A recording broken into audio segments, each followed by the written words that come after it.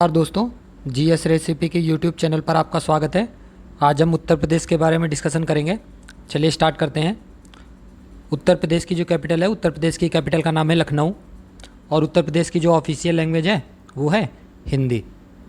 इस समय जो उत्तर प्रदेश के जो मुख्यमंत्री हैं उनका नाम योगी आदित्यनाथ जी है और ये जो हैं वो बीजेपी से बिलोंग करते हैं। अगर गवर्नर की बात की जाए तो इस समय जो उत्तर प्रदेश के गवर्नर हैं उनका नाम है आनंदीबेन पटेल। अगर लोकसभा की बात की जाए तो यहाँ लोकसभा की 80 सीटें हैं और राज्यसभा की 31 सीटें हैं। विधानसभा की सीटों की संख्या यहाँ पर 403 है और विधान परिषद की यहाँ पर सीटें 100 है। अगर डिस्ट्रिक्ट की बात की जाए तो पूरे जितने भी स्टेट हैं इंडिया में सबसे ज़्यादा जो डिस्ट्रिक्ट हैं वो उत्तर प्रदेश के पास ही हैं, वो हैं 75। अगर स्थापना की बात करें तो इसकी स्थापना 26 जनवरी 1950 को हुई थी। और अगर लार्जेस्ट सिटी की बात की जाए तो यहाँ की जो सबसे बड़ी सिटी है उसका नाम है लखनऊ, फिर कानपुर, फिर गाज़ियाबाद, फिर आगरा और फिर मेरठ। अगर क्षेत्रफल के हिसाब से सबसे बड़ा डिस्ट्रिक्ट देखा जाए तो क्षेत्रफल के हिसाब से जो सबसे बड़ा डिस्ट्रिक्ट है उसका नाम है लखीमपुर खीरी और क्षेत्रफल के हिसाब से सबसे छोटा डिस्ट्रिक्ट देखा जाए तो उसका नाम है हापुड़। और अगर पॉपुलेशन के हिसाब से सबसे बड़ा डिस्ट्रिक्ट देखा जाए तो उसका नाम है इलाहाबाद और अगर पॉपुलेशन के हिसाब से सबसे छोटा डिस्ट्रिक्ट देखा जाए तो उसका नाम है महोबा। अगर पॉपुलेशन डेंसिटी की बात की जाए तो यहाँ पर हापुड़ में जो है वो सबसे ज़्यादा पॉपुलेशन डेंसिटी है। और फिर उसके बाद अगर पॉपुलेशन डेंसिटी सबसे कम में देखी जाए तो ललितपुर में पॉपुलेशन डेंसिटी सबसे कम है। अगर लिटरेसी रेट देखी जाए तो जो गौतम बुद्ध नगर है यहाँ की लिटरेसी रेट सबसे ज़्यादा है और जो सारस्वती है यहाँ का लिटरेसी रेट जो है वो सबसे कम है।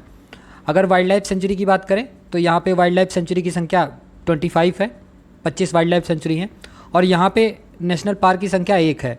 और मैंने हर एक वीडियो में बताया है कि जहाँ पे एक नेशनल पार्क होता है वो सबसे इम्पॉर्टेंट हो जाता है। तो यहाँ पर जो एक नेशनल पार्क है उसका नाम है दुधवा नेशनल पार्क। इसकी स्थापना जो हुई थी वो 1977 को हुई थी और ये अगर ये भी पूछ लिया जाए कि ये कितने क्षेत्रफल में फैला हुआ है तो ये 490 किलोमीटर स्क्वायर इलाके में ये फैला हुआ है। अगर इंपॉर्टेंट रिवर की बात की जाए तो आपको पता है यहाँ पे बहुत सारी रिवर हैं। कुछ इंपॉर्टेंट रिवर के नाम दिए गए हैं, आप देख सकते हैं। पहली रिवर है यमुना, फिर है गंगा, फिर है चंबल, फिर है बेतवा, फिर है गोमती, सोन, घाघरा, शारदा, केन, सिंध, गंडक, कर्मनाशा, तमसा, धसन, भागीरथी, सरयू पे आपको पता होगा सरयू नदी के किनारे अयोध्या नगरी बसी हुई है। फिर उसके बाद है बनास, फिर है वरुणा। अगर इम्पॉर्टेंट डैम की बात की जाए तो यहाँ पे डैम की संख्या भी बहुत है। पहला जो इम्पॉर्टेंट डैम है उसका नाम है रिहंद डैम जो कि सोनभद्र डिस्ट्रिक्ट में है। दूसरा है राजघाट डैम जो बेतवा रिवर के ऊपर है और ये कहाँ पर स्थित है, ये मध्य प्रदेश और यूपी के बिल्कुल मतलब दोनों से मतलब इसकी सीमा लगती है। अगर तीसरे डैम की बात की जाए तो ये इम्पॉर्टेंट डैम है, इसके बारे में कभी बार बार पूछा गया एग्ज़ाम में। तीसरा है माता तीला डैम जो कि बेतवा रिवर के ऊपर बना है और ये कहाँ पर है, ये देवगढ़ में है। अगर चौथे डैम की बात की जाए तो चौथे डैम का नाम है धनरौल डैम और जो कि कौन से रिवर के ऊपर है, वो घग्गर रिवर के ऊपर बसा हुआ है, मतलब जो डैम है वो है।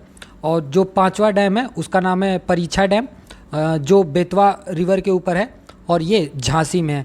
अगर छठवां देखा जाए तो गंगा बैराज और लवकुश बैराज जो है ये कहाँ पर है, ये कानपुर पर है, कानपुर में है। और अगर सातवां बैराज देखा जाए तो उसका नाम है शारदा बैराज जो कि लखीमपुर सिटी में स्थित है। ये टोटल इंपॉर्टेंट डैम हो गए। तो आप याद रखिएगा सारे डैम इसके जो हैं वो आप याद कर सकते हैं। जो इंपॉर्टेंट में आप याद कर सकते हो तो इंपॉर्टेंट में पहला पूछा जाता है, फिर माता तीला बहुत पूछा जाता है, फिर परीक्षा पूछा जाता है, फिर उसके बाद हाँ ये 3 सबसे ज़्यादा इंपॉर्टेंट है। आप इन तीनों को ज़रूर याद रखिएगा। अगर इंपॉर्टेंट लेक की बात की जाए तो इंपॉर्टेंट लेक की संख्या भी यहाँ पर बहुत ज़्यादा है। तो इंपॉर्टेंट लेक में आप देख सकते हैं बरुआ सागर ताल जो कि झांसी में है, फिर दूसरा चित्तौरा झील जो बहराइच में है, अगर तीसरा मोती झील वो कानपुर में है। तो आप इसको याद कर सकते हो, ये भी पूछा गया है कि मोती झील जो है वो कहाँ पर है। और जो चौथा है वो गोकुल बैराज है जो कि गोकुल में स्थित है।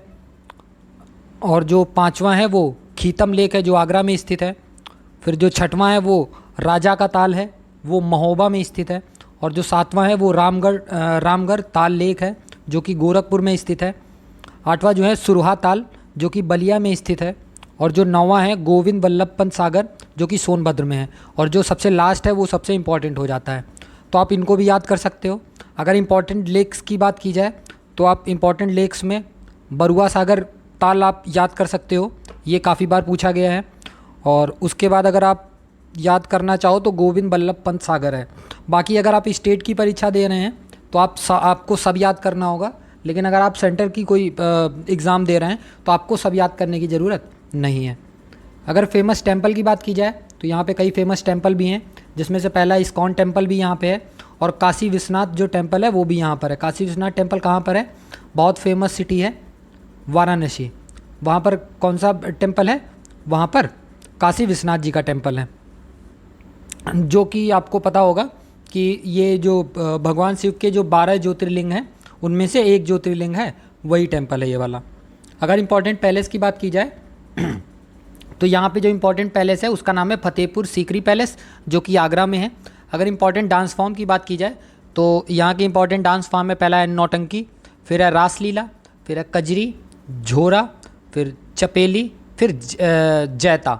ये इंपॉर्टेंट डांस फॉर्म है, ठीक है, जिसमें से आपको याद कौन सा करना है? नौटंकी आपको याद रखना है, फिर रासलीला आपको याद रखना है, कजरी भी आपको याद रखना है, उसके बाद चपेली भी आप याद कर सकते हो, ठीक है। अब इसके डिस्ट्रिक्ट मैप के ऊपर आ जाते हैं। आपको पता है इसमें डिस्ट्रिक्ट की जो संख्या है वो 75 है। अब अगर आप बड़े मैप में देखिए तो बड़े मैप में ये नेपाल से भी सीमा साझा करता है, और बिल्कुल किनारे स्थित है ये इंडिया के। अब सारे डिस्ट्रिक्ट का नाम देख लेते हैं, ऊपर से स्टार्ट करते हैं, सारे डिस्ट्रिक्ट के नाम एक एक करके देखते जाते हैं। तो जो सबसे ऊपर डिस्ट्रिक्ट है उसका नाम है सहारनपुर।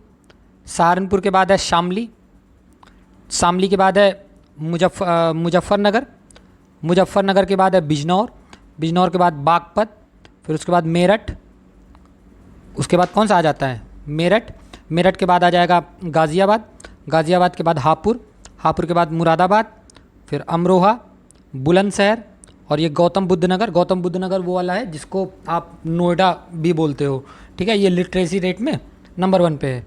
फिर उसके बाद है संभल, फिर उसके बाद है रामपुर, रामपुर के बाद बरेली, बरेली के बाद पीलीभीत, फिर बदायूं है, बदायूं के बाद फिर इधर मथुरा जो भगवान श्री कृष्ण की नगरी है, फिर अलीगढ़ है, अलीगढ़ के बाद कासगंज है, फिर इधर हो जाएगा लखीमपुर खीरी। लखीमपुर खीरी आपको पता होगा कि क्षेत्रफल के हिसाब से सबसे बड़ा डिस्ट्रिक्ट हो जाएगा।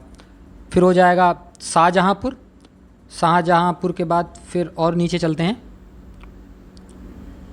शाहजहाँपुर के बाद फिर लखनऊ, आपको पता है लखनऊ इसकी कैपिटल सिटी है। फिर उसके बाद है सीतापुर, फिर इधर है श्रावस्ती, श्रावस्ती के बाद बलरामपुर, फिर बहराइच, फिर हरदोई, इधर फरुखाबाद, फिरोजाबाद, फिरोजाबाद के बाद आगरा, आगरा में आपको पता होगा आगरा का ताजमहल बहुत फेमस है। फिर ये इटावा है, इटावा में आपको पता होगा कि जो चंबल के जो बीहड़ के जो मैदान बनते हैं वहाँ यहाँ पर सबसे ज़्यादा बनते हैं। फिर उसके बाद कन्नौज आ जाएगा आपका, कन्नौज के बाद फिर औरैया, औरैया के बाद कानपुर देहात, कानपुर सिटी के चमड़े के लिए काफ़ी फेमस है। फिर उसके बाद है जालौन, फिर कानपुर ये देहात है तो ये कानपुर नगर हो जाएगा।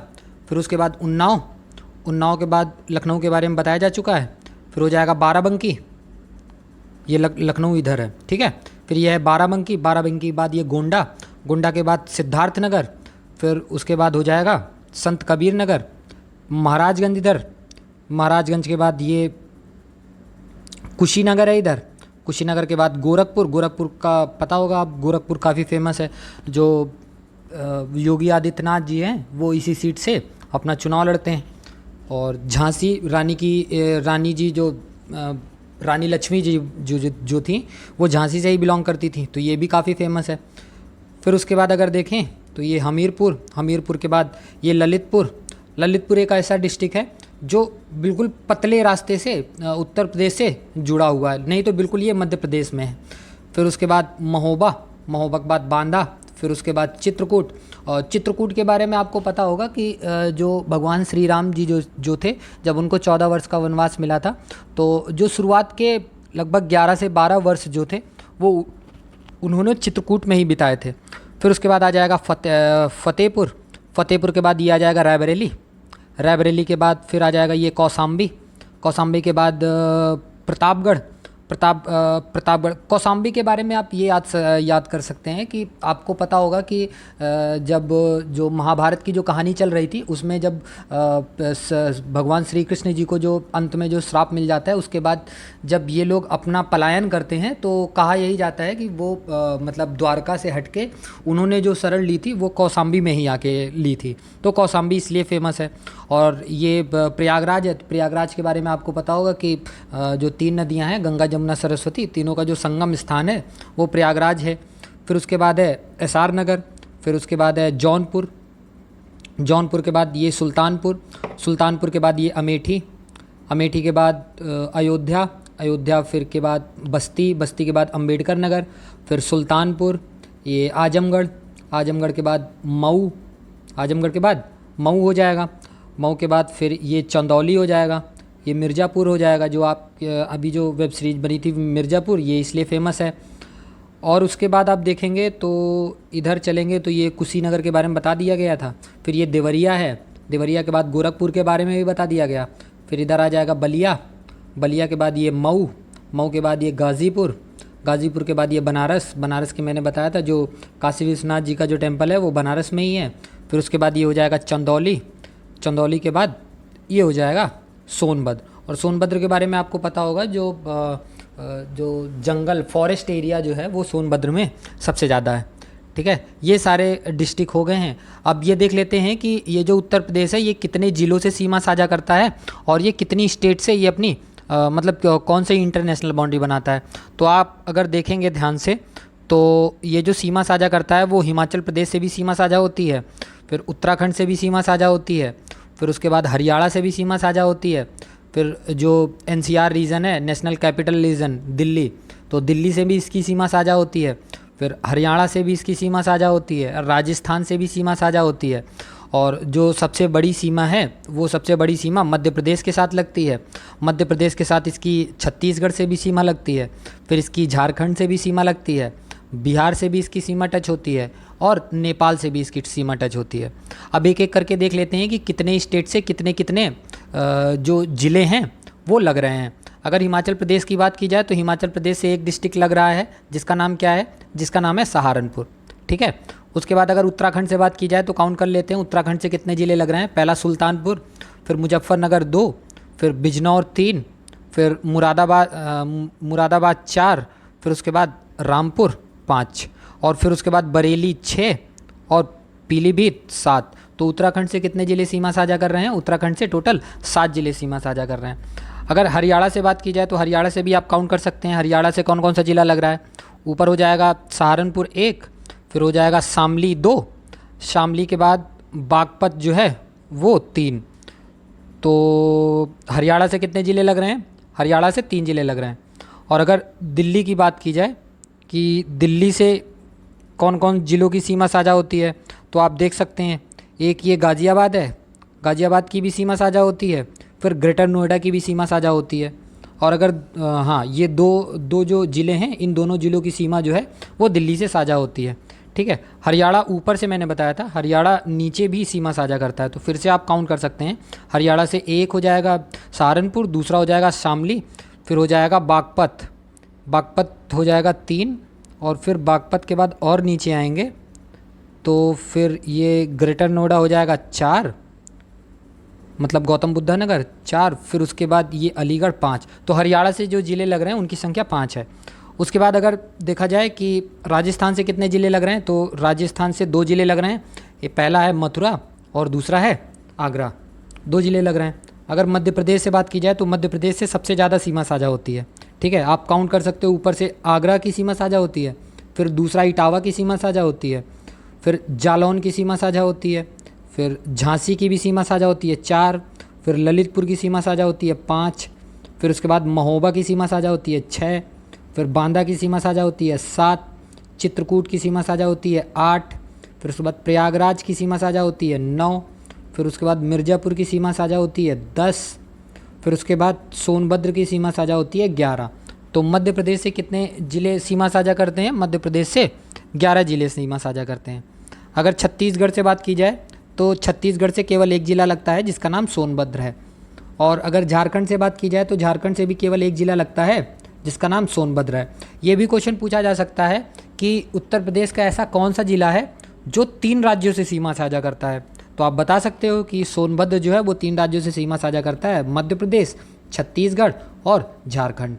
ठीक है, अब बिहार से देख लेते हैं कि बिहार से कितने ज़िलों की जो सीमा है वो साझा हो रही है। तो आप बिहार से भी काउंट कर सकते हैं।